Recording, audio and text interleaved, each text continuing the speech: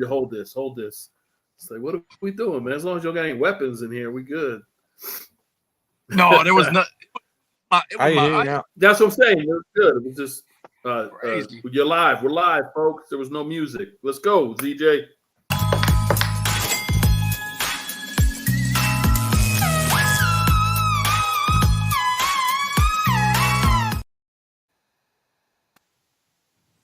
And rolling, baby. Happy Tuesday. We are here. We are ready to party. Week 3 NFL slate in the books, and I know the boys are excited. We absolutely bombed it for Thursday night football. The fellas absolutely killed it. Went 4-0 on the Thursday night picks. Looking to always do the same thing heading into this Thursday as well. But we're going to talk all things week 3, what we're seeing, what we're liking, and get into some of these. But yeah, shout out to the crew, guys. Shout out to all the live viewers and listeners. We are the Bet Champ Show. This is the After Hours podcast. Soch, man, Wit, Big E in the building. The fellas are in the house. Soch, how we feeling? Soch said he's feeling absolutely wonderful. Wit, how are we doing tonight? I'm good out here on this stakeout. You know what I mean? Seeing if Kyler Murray's doing what he needs to be doing, studying the playbook, not playing video games. You know, just got 24 watts on this house, man. We got the Commanders this week, so after that performance, we got to make sure Kyler's not playing video games. Absolutely, 110%. Big E in the house. E, how we doing? Man, we're outstanding. Man, what a great week of football. The parity throughout the league, man. I'm really enjoying that. You don't know who's going to beat who, and of course, the Jets got that New England monkey off their back after 8 years. So that was a big win for them. So real happy. 110%, guys. We are off and rolling. Let's kind of hop into it. Like I said to start the show, we absolutely smashed Thursday night's game. We had Patriots, Jets. A lot of us had our plays going their way. I know I took the spread for that one.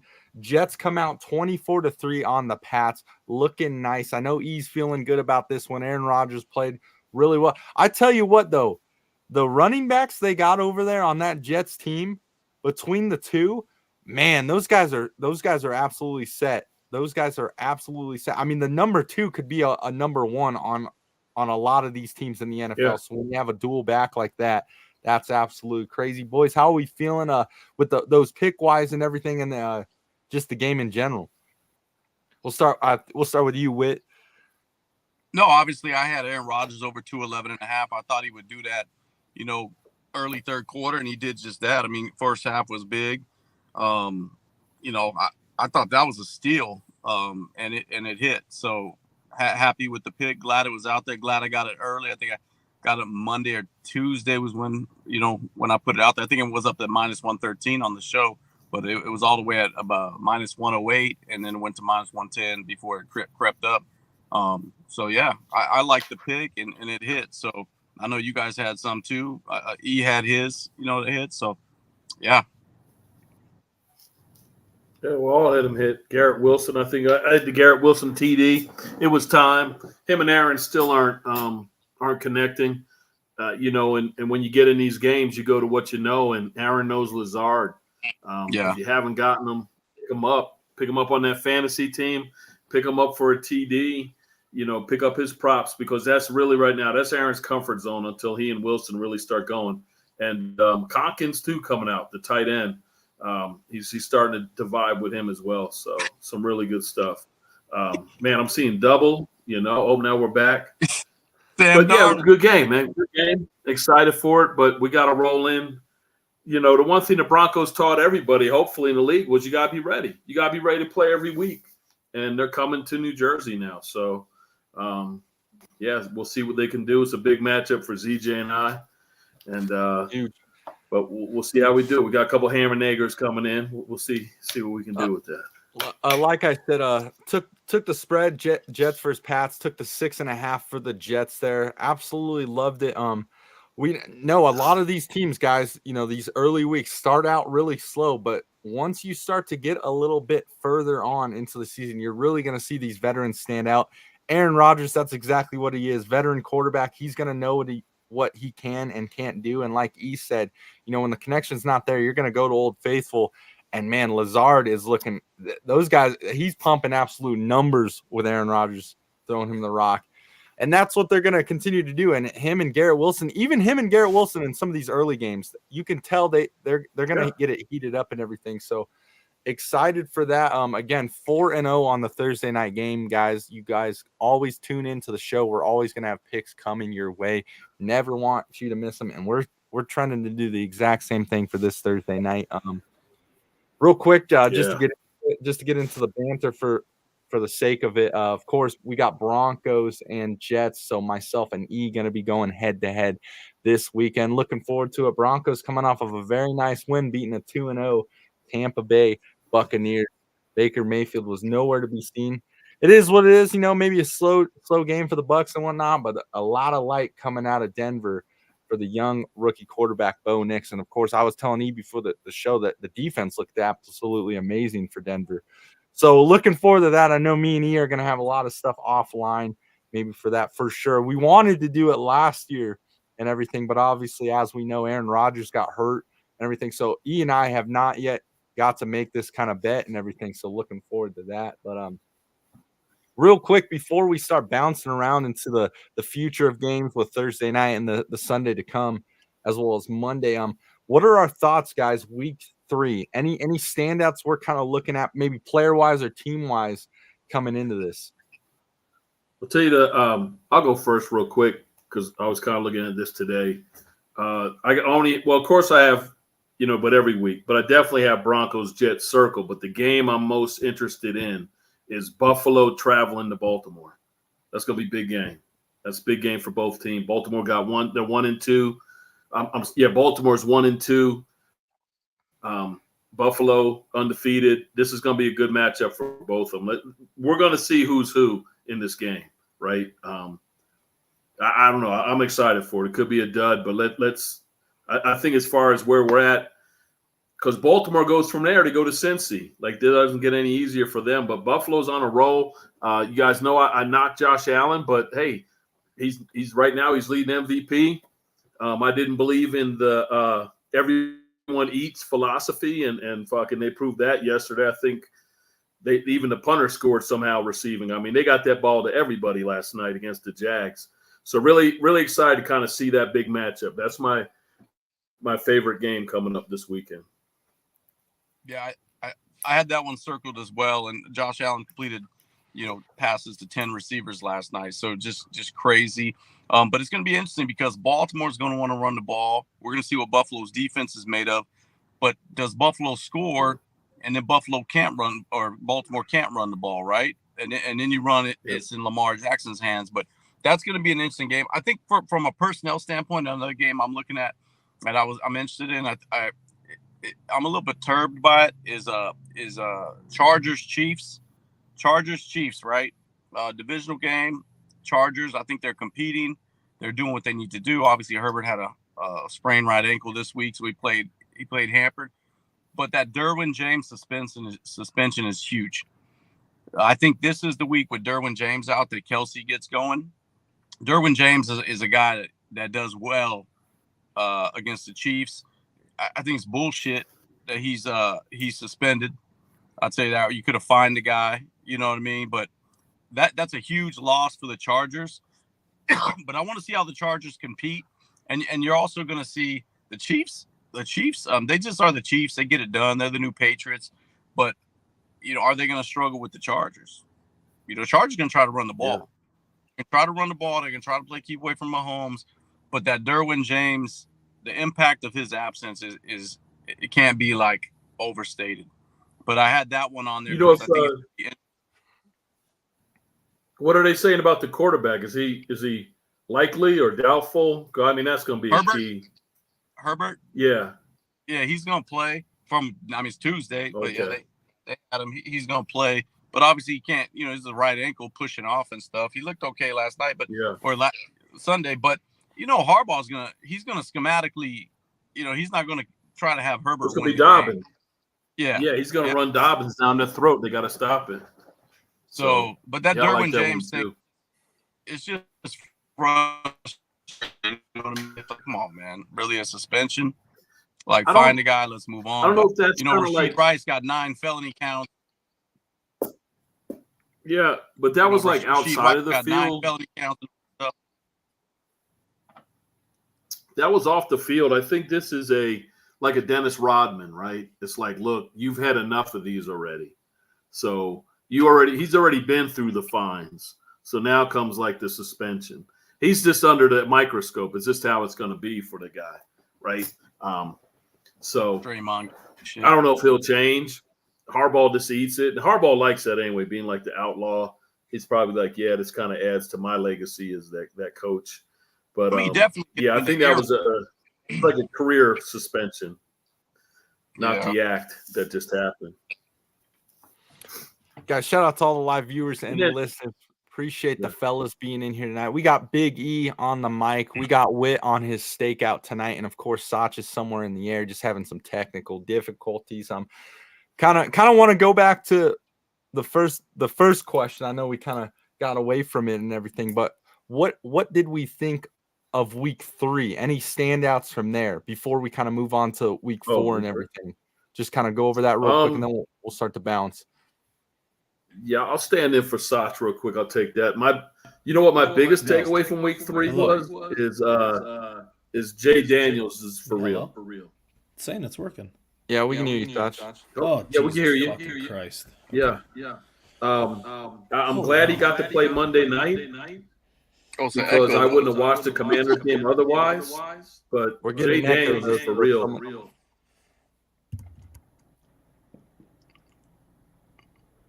Echo check. Okay, yeah. So that's what I take away from that. I said this kid is looking sharp. Oh yeah, we got an echo. Early rookie of the year, plus 160, I think it is. But you got some time to do. Who's that? Jane Daniels. Oh yeah, Jane Daniels, the Commanders. Yeah, like I never would have watched the Commanders play a game if it wasn't for Monday night. And then after watching them, because I switched off of the Bills game, that kid is tremendous.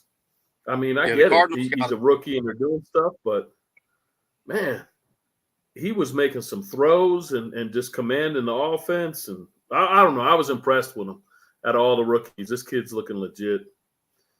Well, they got the Cardinals this week, so it's going to be interesting because, Cliff Kingsbury is going to have something dialed in for them. Yeah. Former head coach. And I think getting Kingsbury with Jaden Daniels was just a match made in heaven because Kingsbury wants to open it up. He wants to spread everything out. So it's a really good situation, and they got pieces like McLaurin, he's been a top receiver for a while. So, yeah, it's going to be interesting. And the Cardinals can go to 1-3 and the Commanders can be at 3-1 sitting at the top of the division. Yeah. You know what I mean? So it's going to be interesting.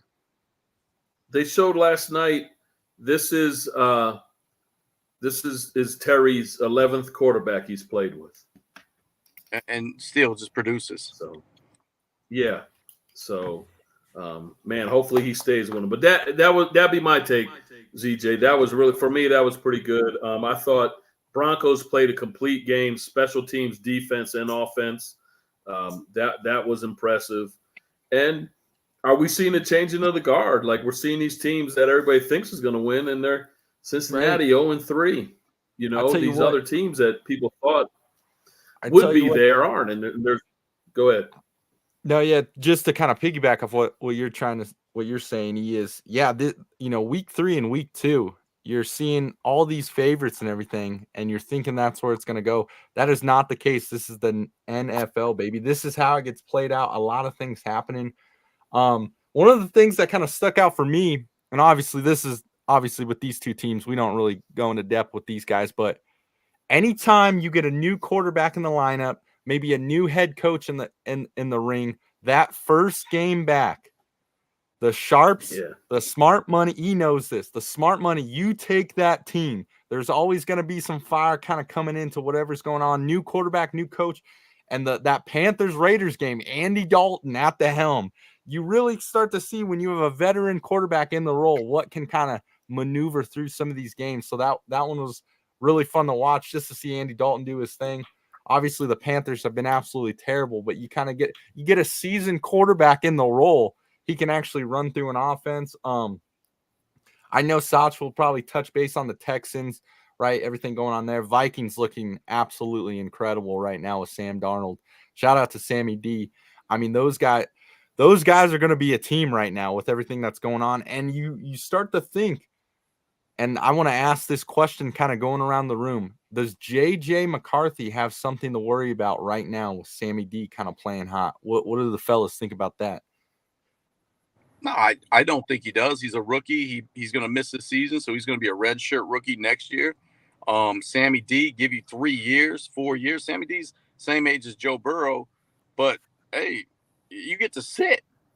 You know what I mean? You get to sit. There's no hurry if that's the case. I think it's internally, I think your ego takes a hit, but if you're willing to be patient, if you're willing to sit there and you're willing to be developed and then come in and be ready, because JJ McCarthy is not ready.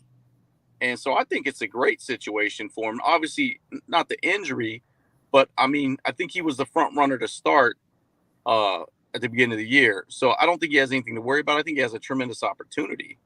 You know what I mean? Sit back and learn the playbook and then go apply it next year, compete for the job. If you don't win it, boom. So I think it's awesome. And now the Vikings don't have that distraction.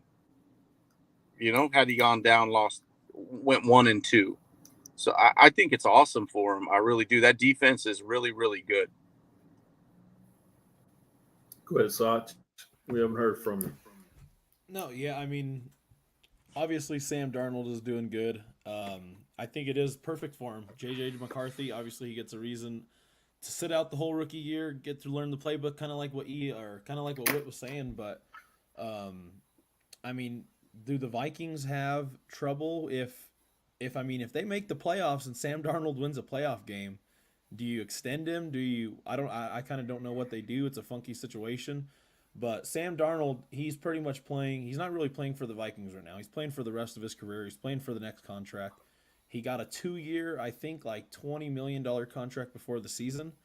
So, I mean, if someone else wants to pick that up, go ahead. But, I mean, I wouldn't be surprised, honestly, if the Vikings stick with him for the next season. And then 2 seasons after J.J. McCarthy's in the organization, then he can kind of take the reins and, go on with what he needs to be. So, I think it's a win-win for both parties. JJ gets to, learn.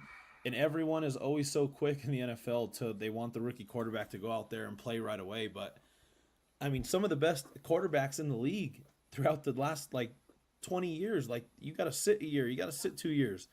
Don't rush into anything, because then you can end up like Bryce Young, who was thrown in way too early, didn't have an NFL-ready body, didn't have the NFL-ready probably mindset and, the smarts to do it. So I think the Vikings are in a great spot right now. Great spot. So, I mean, 3-0, no one expected them to go 3-0, I'll tell you that. But I could see them kind of, maybe finishing up like 10-7 or 11. You never know. But Sam Darnold is obviously, he's a very good starting quarterback for a team that doesn't really have any hope, and he's a great backup quarterback to have. But I mean, this season he's pretty much playing for his next contract after this. So yeah, I think a deep I think playoff it's good run. to see. A deep playoff run will keep him, but other than that, now you got to remember, Minnesota before the season started, they said that Sam Darnold was the starter this year because McCarthy wasn't going to be ready, not because of his leg, just as the quarterback, and that's why they brought him in. But he knows coming in, this is a one and done. To Sasha's point, he's auditioning for his next team. Now, this shit catches fire and they roll off and they go deep. Let's say they make an NFC Championship game, you'll bring back Sammy D. I think the players were going to demand, hey, we need this guy driving the ship until we lose a couple next year. But other than that, yeah, I think this is one and done for him. So, And if he has a good season this year, they could trade him for, something maybe a little valuable. Yeah. So never know. Yep. Looking forward to it. Off and rolling. Kind of, cool stuff. Week 3 in the books. Looking forward to week 4 now. Thursday night game. Big for the Soch man. Cowboys in New York. That's always a fun one. How are the fellas feeling on that? Rivalry. It's a rivalry, but it That don't mean sucks, anything. If the Cowboys beat the Giants, it's not going to move the needle on how I feel about them. I'll tell you that much. I think Dak Prescott has won his last 8 games against the Giants. If I'm not mistaken, he's a Giant killer. He always plays well. It's a division matchup. You're going up against Daniel Jones. Both teams know each other to the T. The Cowboys are just a better team than them pretty much always. So even if they win, they could have a 20-point blowout, 14-point blowout. It ain't gonna really move the needle unless they play another solid team. So, it's just a travesty to see this team with no fucking defense, no offensive weapons. You can't run the ball, you can't throw the ball. I mean, you got CeeDee Lamb, and then you got Brandon Cooks, who's pretty. He's just too old. He's not a playmaker. And then you're throwing to Ezekiel Elliott, running the ball to Zeke, Rico Dowdle, Jake Ferguson, who's still, I mean, he's great, but he's not going to move the needle in terms of like offensive playmaking where you can just feed him the ball the whole game. But it's just frustrating. The Cowboys, like I said before the season started, they didn't get better. They weren't enough, and they're just continue to not be enough. So I'm already on to next year.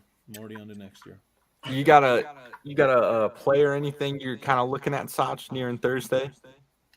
I mean, it's hard to not look at the spread. As a Cowboy fan, it's hard to not look at the spread, just because we do own them pretty much every time we play them. And that was when they had Saquon Barkley. So, nothing quite yet. I'll probably have something more tomorrow or the day of. But what's the spread at right now, Sal? I think 5.5. If I'm not 5.5. Yeah, 5.5. So they kind of got you. Could I see the Giants going up 14-0 again, and the defense just gets gouged in the first quarter? Yeah. So even the spread, I'm kind of worried about that. But Yeah. it probably the only thing you can look at if you're a Cowboy fan, you could really just look at Dak Prescott passing yards, Dak Prescott touchdowns, CeeDee Lamb over, and that's pretty much it, because you don't know what you're going to get out of this team. Yeah, the recipe. The only thing I disagree with Sach on is the needle, right? I think the needle moves if Giants win, and it will go in a bad way. Yeah. Right? If it's the opposite side. Yeah, there's no correct. There's no up for that. Dallas should win this game. They need to win the game. If they win it, no one's going to say they're back. I mean, they're going to say you beat the Giants. But if they lose, they're going to say what's going on. You'll start seeing Jerry's comments from last night. That he believes he's got the right player, whatever it was, the right pieces in the right places and stuff. But there's not a win for Dallas if they win. They should win this game, and they won't get credit for the win. It's just going to be something you should do. I'm sorry, Whit, I jumped on you. No, you're good. You're good. I think the recipe is out there against Dallas, right? Run the ball and then limit CD, and that's the recipe. If you do those two things effectively, your chances of winning are good. And I could see New York squeaking out a win. Do I think they will? Probably Dallas, But yeah, it's interesting, man, with Dallas, because if they lose this game, it's going to be just not good. I mean, our best player is a fucking kicker. The dude's dude's unbelievable. The dude's unbelievable. Yeah. I've never in my whole life, I swear to God, in my whole life, I've never felt more comfortable with a kicker just draining one down the middle from 65 yards out than I did with Brandon Aubrey. Yeah. Once he goes out there, dude, it's just cash. It's just down the middle, perfect ball. You what a luxury it is to have a kicker. Once you get to midfield, you're like, fuck, we're in field goal range. You kick a 67 and just get to the 50. Yeah. But I mean, so it like you guys said, it's a lose-lose for the Cowboys. If they win, you beat the Giants. If you lose, then you lost to the Giants. So yeah, I agree with what you guys said. And then Malik Neighbors and obviously Danny Dimes, man, seem like they're starting to, get their thing. But it's Danny Dimes, so you never know. But I do have a lot of confidence in. I'm not a big fan of him, but Dable, when he gets rolling, man, he's one of the more effective offensive coordinators. I know he's a head coach, but an offensive scheme guy. So I think when things are rolling, he can get hot and stay that way for a while. So it'll be an interesting game. Yeah. I haven't looked at a lot of numbers. I'll probably look at the spread as well. I think it's Dallas minus 5.5 earlier. Yeah. real quick, I'm actually liking a lot of plays for this game for many reasons. And Sach knows I don't like talking about the Cowboys too much and everything. I to this day still don't know how you can call a team America's team when they're always the joke of the league each and every year. I never I don't got even know that. who calls them that anymore, to be honest with you. No, yeah, and I'm not haven't even heard putting it that for on like you. 10 It's just years. like why are we always calling them America's I don't know team? who Like, calls it. Who calls them that, Zeej? Who calls them that? don't even. Are you going off of what you hear off of those clowns on ESPN? Because That's just America's it's team, the I haven't Cowboy. heard it for They're many- America's team.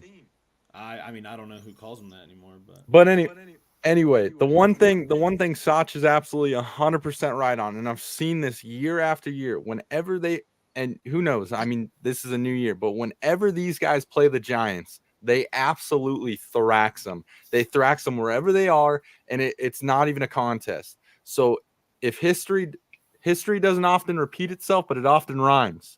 And if that's the case, I'm absolutely loving the spread, and I'm loving Dak Prescott's over on passing yards. Absolutely loving it. Absolutely loving it. So I'm locked into some of those. I don't know which one I'm going to finalize, but fuck. hey, history shows. That is the only thing that we could really look at is if they do fucking beat the shit out of the Giants every They time. do every year. Every year. Oh shit. That might be the kiss of death is the Zeej bet on Dak. So now I'm gonna look on Dak Yeah. for interceptions. Yeah. 110%. Cool stuff. Off and rolling, ladies and gents.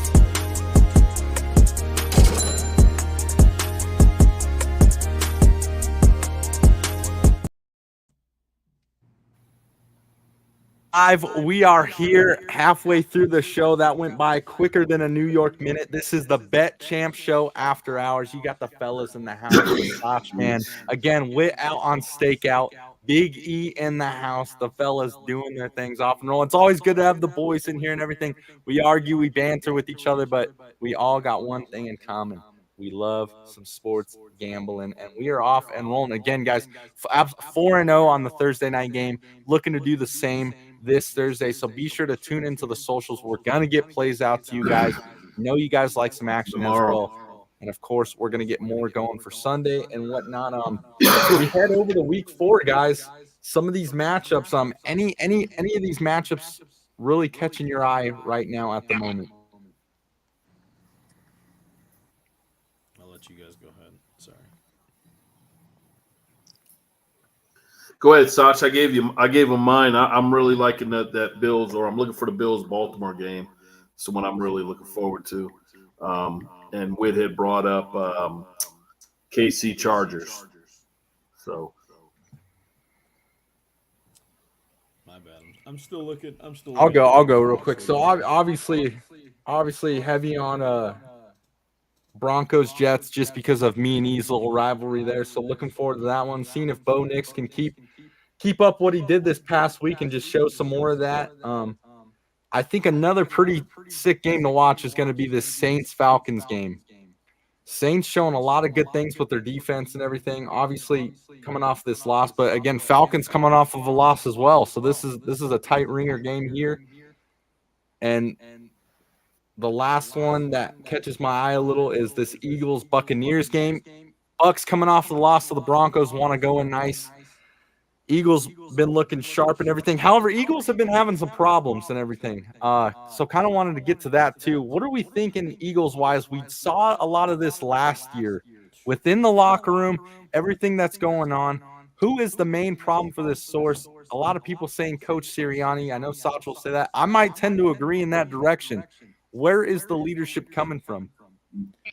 you got to start at the top.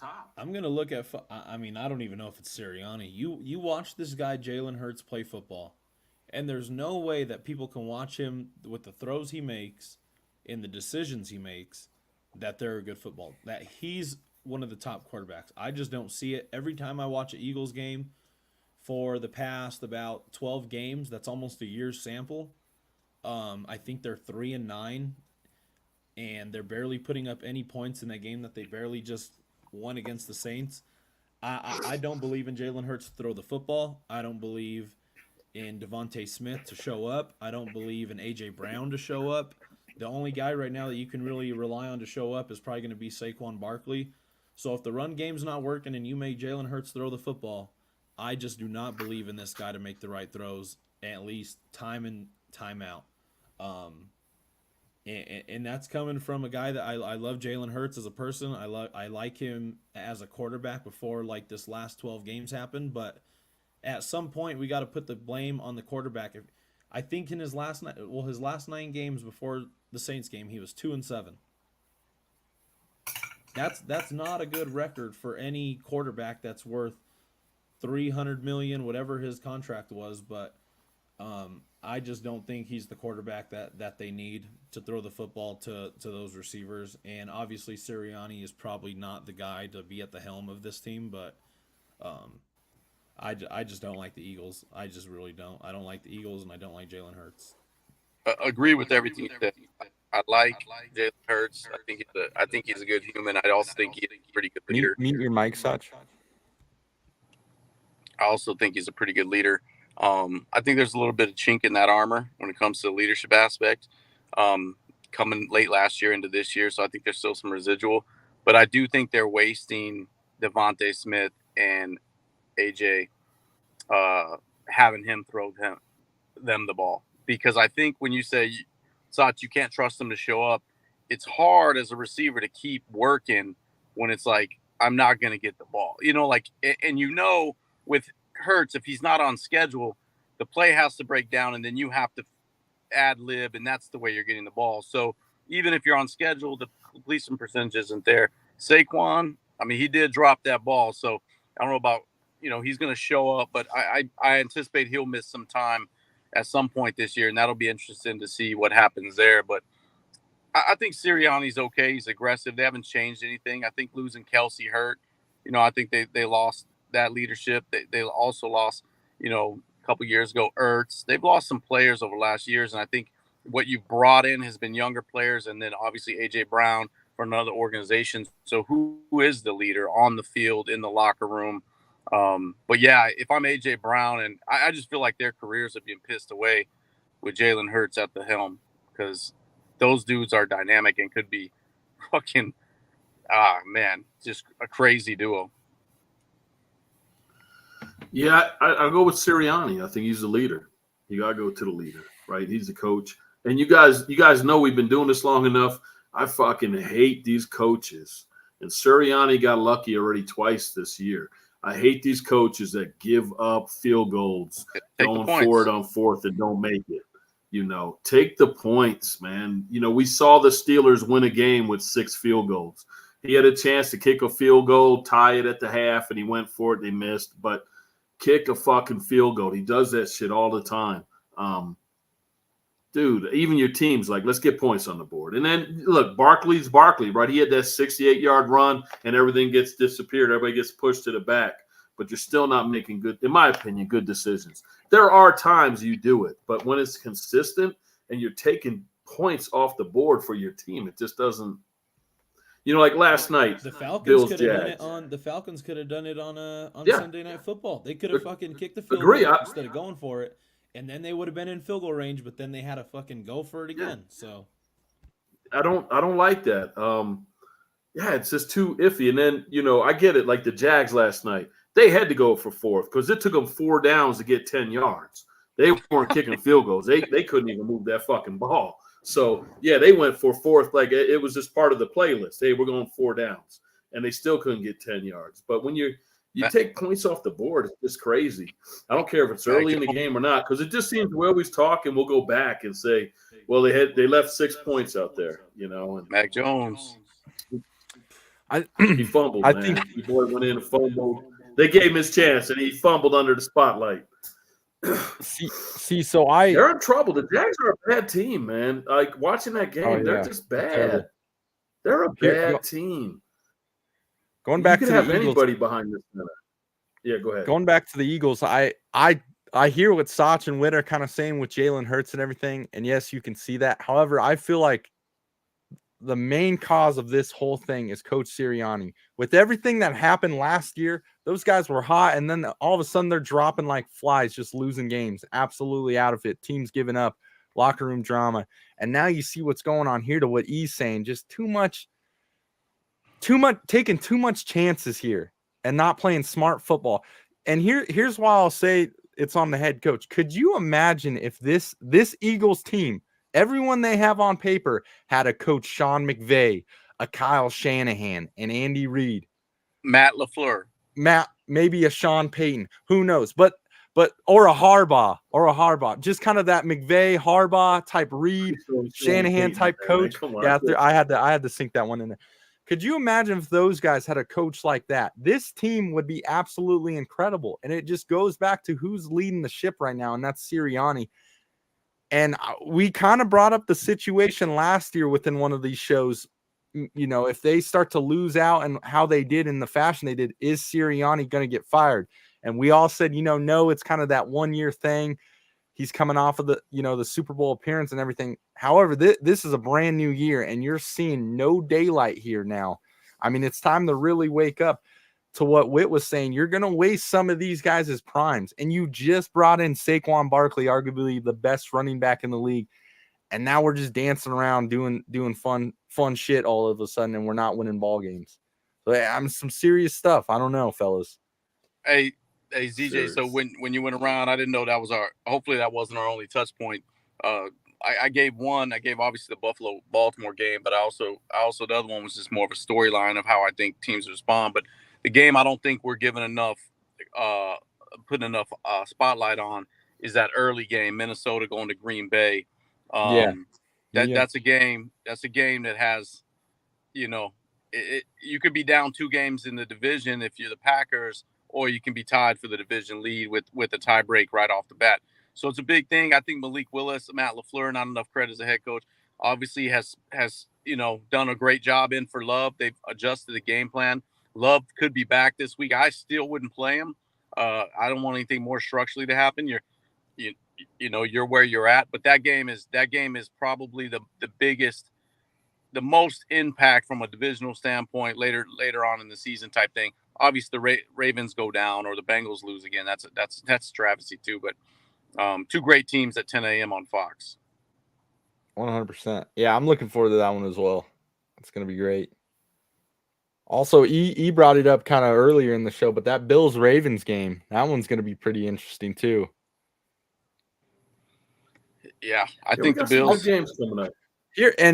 Here's kind of, I wanted to talk about this too, and he kind of brought it up before the show started and everything. Josh Allen's looking pretty good right now. I know we're early, but Josh, and I've never really been too big on Josh Allen. He does with him and his interceptions and all that, but he's looking really good right now. Pretty dang good. I mean, these guys are going in. This is a team to mess with for sure.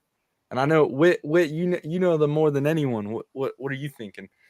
I love Josh Allen. I've always liked Josh Allen. I think that when you have a receiver, anytime you have a receiver that's like, give me the ball, give me the ball, give me the ball. We've all played with people like that. It's always in the back of your mind, right? You start looking, play breaks down, you look for that person as opposed to just organically seeing the field and just making the best play or getting it to the person, with the best opportunity.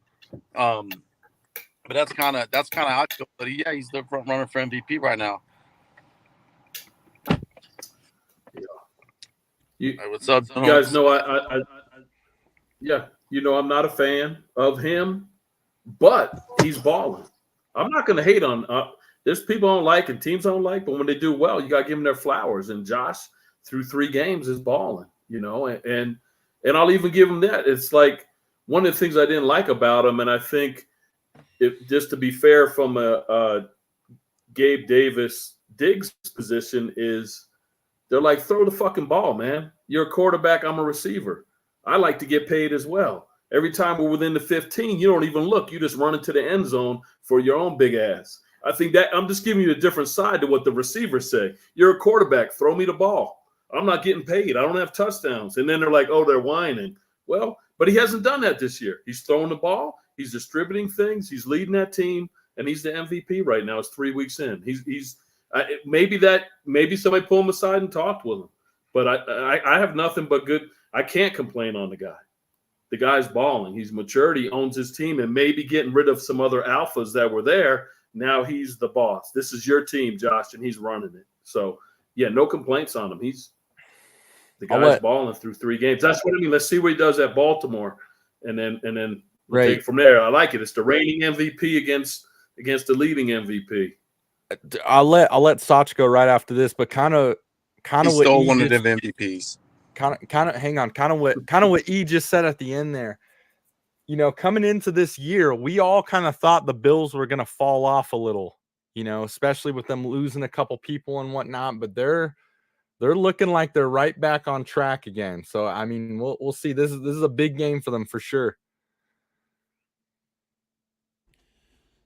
Yeah, I mean, can't hate. We're 1/6 of the way through the year, 3 games. Josh Allen, he's doing real good. He's doing real good. I'm just waiting. I'm just sitting back waiting, but can't hate. He's doing good. Hey, gentlemen, I gotta sign off early. My mark is here, so I gotta go serve him. All right, man. You know what I mean? Be safe. You know what I mean? Little birdie.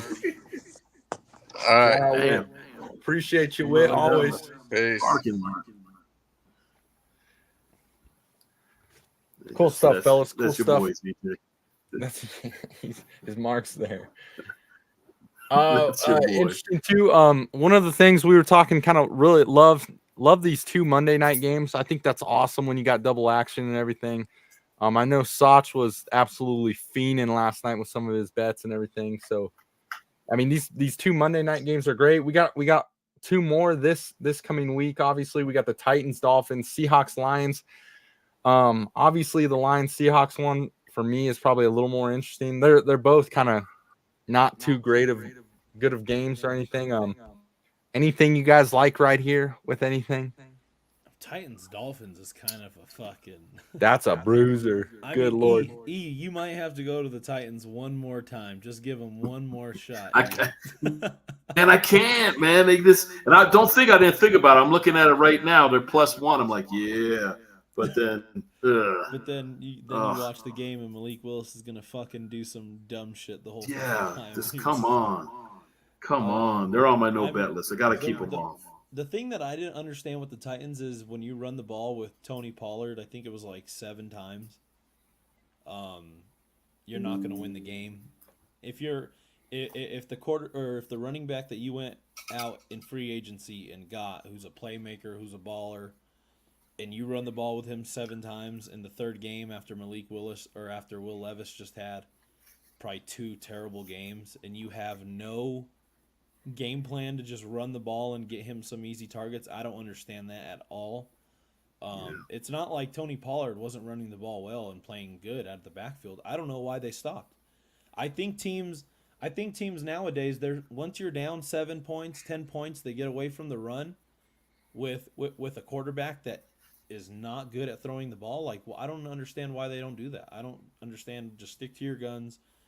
Wait till you go down by a little bit more. But these teams, they just want to start throwing the ball right away to make a comeback, and it's just not good. So, that game's kind of chalked, especially if Skylar Thompson is out. And now who do they have as the 3rd string for the Dolphins? Well, I don't know if he's going to play. Didn't they sign? They need to be picking up some of these guys some of these backups. They signed. I thought it was it wasn't Tyrod Taylor, but let me look it up real quick. They signed a quarterback this week. Yeah. Okay. That's probably a game you stay away from. I agree 100%. with what ZJ said. You got the Seahawks, and then you got the other game like that. So the Lions, Seahawks Lions. That'll be a better game. While we're bouncing around here again, and talking quarterbacks, have the Steelers found their new quarterback? What do we think? I mean, you're see, here's the thing though. That's what's crazy about this Steelers culture and everything. I mean, reality's shown you can kind of put someone in that position and they're going to win games and whatnot. And that's been shown history and everything. But Justin Fields, does he have a new home? Is Russ at? Has Russ? It was Tyler Huntley. Tyler Huntley. Yeah, Tyler There you go. Huntley for the Miami. I don't think so. I think Tomlin will give him a shot once.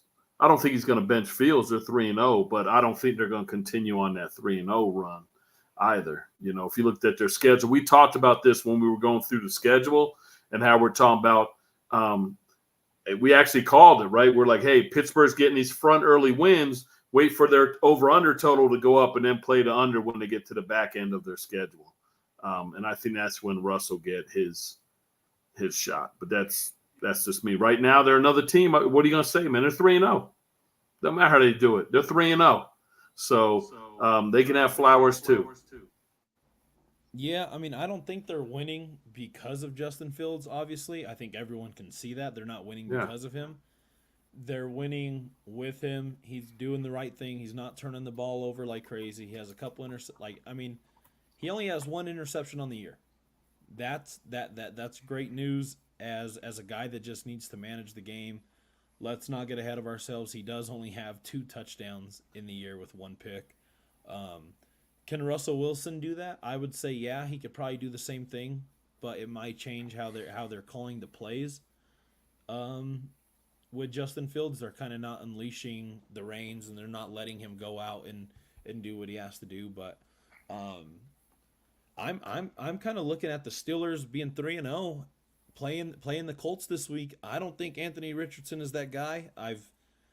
He has the arm talent, but I mean, this is probably another game where you can maybe win with 3, 4, 5 field goals, and the Colts just can't put points on the board going up against that Steeler defense.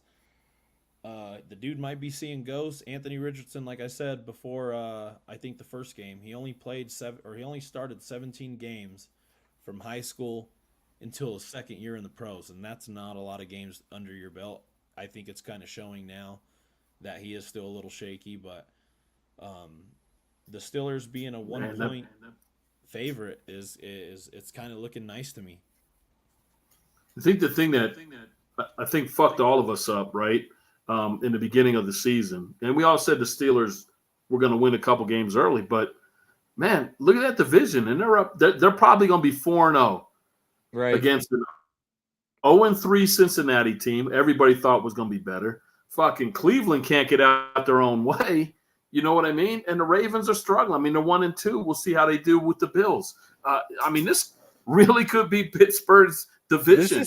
This is why they always make such a lead out that it's like, hey, yeah, they're going to have such a lead that, hey, we'll deal with it, you know? So good for them. Nobody saw it coming. We were all thinking, hey, slow start. I thought Cincinnati with a fucking worst schedule, a division worst team schedule, and now they've lost to 2 other of the worst division teams that they played so far. So, yeah, fuck it. It's football. Yeah, this guy Mike Tomlin needs a raise, man. I don't know how he does it. I don't know how he gets it done with fucking some of these players. I mean, he never has the cream of the crop guys on the offensive end for the past ever since. I mean, even when Big Ben was there, he was like 10-0 with Big Ben, who was barely throwing the football past 15 yards downfield.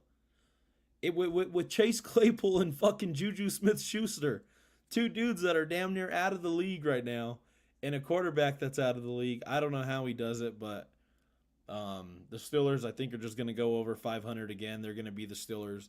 Obviously, when they get to the playoffs, that's probably going to come crumbling down, or they might win 1 game if they make it, just based off of fucking coaching and defense. But I mean, yeah, them being 3-0 is a miracle start for that team.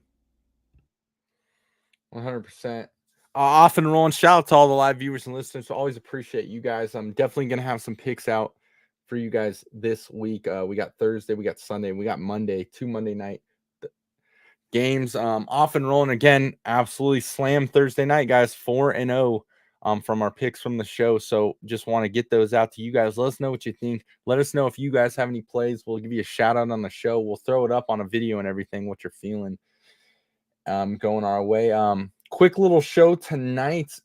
These nights where there's just no action, you know, that's where you kind of get a little sad and everything. No action tonight, nothing tomorrow. We got to wait till Thursday, of course. Yeah. Quick around the room for the fellas. I think we'll wrap a little early tonight. Anything you guys want to throw out into the air? Any last thoughts you have right now with the season going, how it's going? Since I was having some technical difficulties, I'll go ahead and say that I'm not on the Jaden Daniels train just yet. I'm just not. Had a great game yesterday. The dude's throwing 70% completion percentage, which is pretty damn good for a rookie. I've seen it time and time again in this division. There's guys that just play good for 1 year and then it all comes crumbling down. He had a great game yesterday. I'll leave it at that, but I'm not. I mean, we're 3 games in. He had one good game. The dude barely had his first touchdown pass yesterday against to a lineman. So just pumping the brakes a little bit on that. We'll see, over the next 5-10 games, and then we can kind of regroup a little bit on that. But Jaden Daniels, let's wait off on that a little bit and let's see. You're not putting his bust in Canton just yet, is what you're saying. No bust in Canton. I don't even think he's. I think he's tied for the 3rd best quarterback right now tied for last. Him and Daniel Jones. I'm not too sure yet. I'm not arguing that, but I think out of the starting rookies, he's impressed me the most. Yeah. I mean, yeah, he's that's where I was coming from as a rookie. Been the best rookie. Yeah, no problem. Yeah, as the rookie, not. Yeah, I'm not giving him his flowers that way. The other way, and then the other part, man, is San Fran. Look, it's never good when you got to send your starting running back to Europe to go get some fucking medical attention that you can't get here in America. He got sent to Europe? Yeah, he's going to Germany for some shit for his Achilles. What do they call it? An Achilles strain. So it's a double whammy, right? Because one, you never want to see your guys have to go to Europe. This is that shady ass bullshit, that Shanahan bullshit. How is this guy not on any injury reports like a week before the season, and then this dude's missing 5-6 games? That's fucking bullshit. Yep. I think that's why Jordan Mason got in trouble by the coaches when he went to that interview and he's like, this is why I'm pissed off. This is why I'm not talking about it. That's some shady ass shit, and they need to look at the 49ers doing that, because there's no way he's a game time decision for the first game, and then right after he's on IR. Like, what are we doing? That's exactly why I think, and the Niners got it coming for him. Karma's going to catch up to their ass for that, because that's not right. They done screwed a lot of money out of a lot of people on future bets. That's what I'm mostly pissed off of. And I didn't even play some McCaffrey future. Yeah. But they fucked a lot of people out of fantasy leagues. They screwed a lot of people over on future bets. Number 1 pick. And that's number 1 pick. Yeah. And that's fucked up. I don't care what way you put it. That's fucked up. That is a little mess, bro. The 49ers need to be investigated. They need to be fined heavy on that. Right. Because there's no way they're barely finding all this out. But go ahead, E. Sorry. Well, we'll put the call in tomorrow. That was the first part, but the second part is it's his Achilles. Man, you never want to hear your star player's got a bad Achilles either, especially when you're a fucking running back. So this is a double whammy there. That's what I'm saying. That's kind of some interesting stuff. You know what? And shout out to you, because I wasn't even thinking Tomlin. Tomlin, fucking hell of a coach. And I told you guys before, I really like McVay. I think this guy just puts teams out there even when no one's there. McVay's a good coach. That's what I'm saying. Imagine him with the Eagles. Yeah, that's what I mean. Those are crazy. I mean, there's guys out there, and then you got these other coaches that are just Pedersen down there in Jacksonville. Peterson, whatever the fuck. He needs to be fucking homeless. That guy's horrible. You won 1 Super Bowl on a trick play, and now everybody wants you.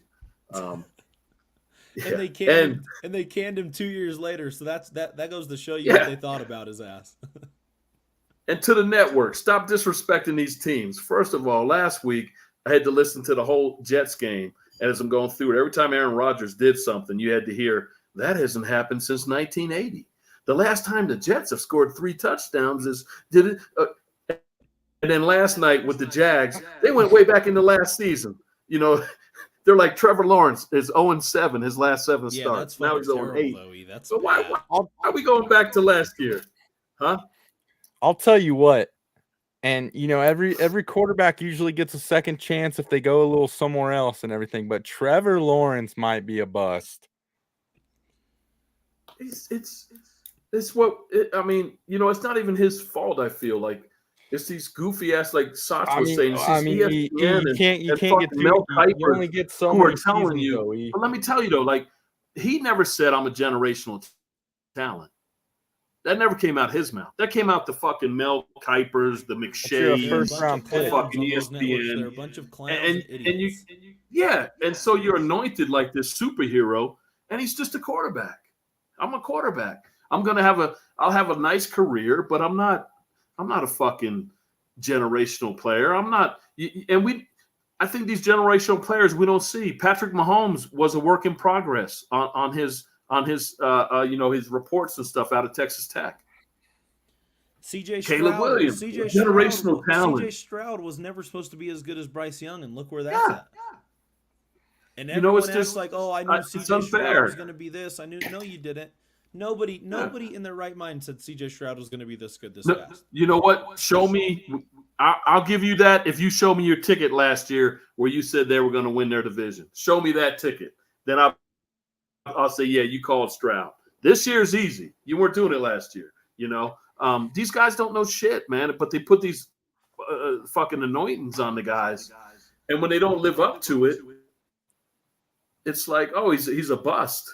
He's not. He's just a quarterback, dude. He sucks because I think there's nothing around him. That was horrible. He's a jag. He's a jag. Just you go to Jacksonville just like to Steve die. Smith said, he's just the guy.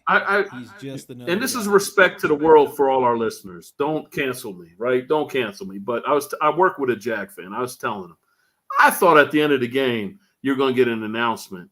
The Make-A-Wish Foundation would like to thank the Jacksonville Jaguars for letting these guys score touchdowns, because that's what it looked like. It looked when you see those special need kids where the teams let them score touchdowns and they're all doing like fake tackles. That's what the Jags defense looked like. No one's trying to tackle these guys. We'd like to thank the Jacksonville Jaguars for making a wish. It was horrible. It's a bunch of So these coaches. don't cancel me. I'm old. There's a bunch of coaches out there that are spineless head coaches, and it's hard to find a good one. I mean, there's about 6 coaches in the NFL right now that are good, that can get their guys ready, where you can tell the guys play for them, they play hard, they're doing the right thing. But, I mean, Doug Peterson is not going to be the guy for you guys going forward. Mike McCarthy is not going to be the fucking guy that you need going forward. Nick Sirianni is not going to be the guy going forward. So, no, it's just it's like he said, it's a bunch of idiots. Do your own research, watch the game, how you see it. Don't worry. When you're out watching the game, there's not a number 1 overall draft pick, number 1 prospect over your head like it's Madden. All it says is quarterback. Just base the quarterback off of what he has, and that's pretty much it. And something else to think about, right? Because we talked about, it's not just the ESPNs. It's like Pro Football Focus, whatever, PFF. And these motherfuckers, and they're trying to sell you picks and their stuff. How the hell do you have a power ranking before week 1 and no one's played a game? Right? That's why their power rankings had like Cincinnati up there as number 2. Yeah. They're 0-3. Nobody knows what the fuck's going to happen until we get on the field. People love saying the name Joe Burrow like it really gives a fuck. Yeah. Joe Burrow. Well, I'm just saying, like how awful. The last 2 years, he's been I'm just saying how these guys don't know anything. Atrocious.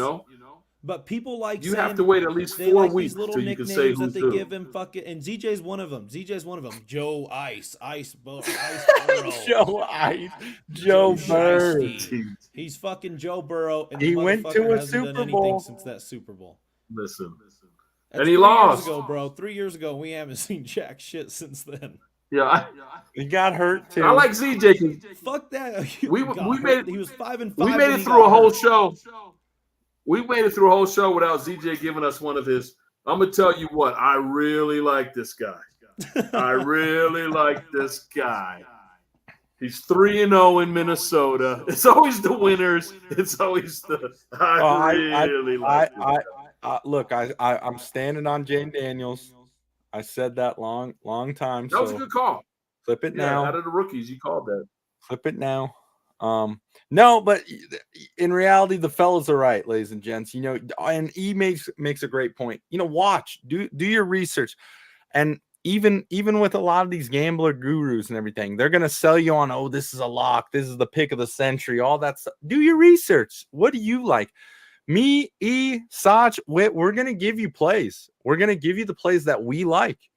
You can trail them or you don't. You don't have to. Just see what you like. And the beauty of having us four on with you is you can look at all four of our plays and be like, okay, maybe I like this one and I don't like this one. And we're not. Yeah. We're never saying, oh my gosh, this is 100% or everything, because that's just never the case with sports gambling. But we're gonna get you the ones that we really like, and if you choose to like them, tail them. We'll do it because you're with us. What are you thinking? Picks by noon for tomorrow for Thursday's game? We gotta have picks early so they can just be out well before the game. If you can get them out, Zeech too, me myself, we'll text it in the chat. But yeah, I'll get you to the email a day before, like that's fine. Let's do it. We're 4-0, and we won our Saturday parlay to start it off. I mean, we're hot. Yeah, sure. Let's keep it going. Off and rolling, baby. Guys, shout out all the live viewers and listeners. Appreciate you guys. Picks coming out. Look at all the social media accounts at the Bet Champ Show. We're going to have picks for the Thursday night game. 4-0 last week. We're going to do that again this week, baby. See which ones you like. We are off and rolling. Stay fresh, guys. Stay frosty. Appreciate the fellas, guys. And let's get this thing going. We will see you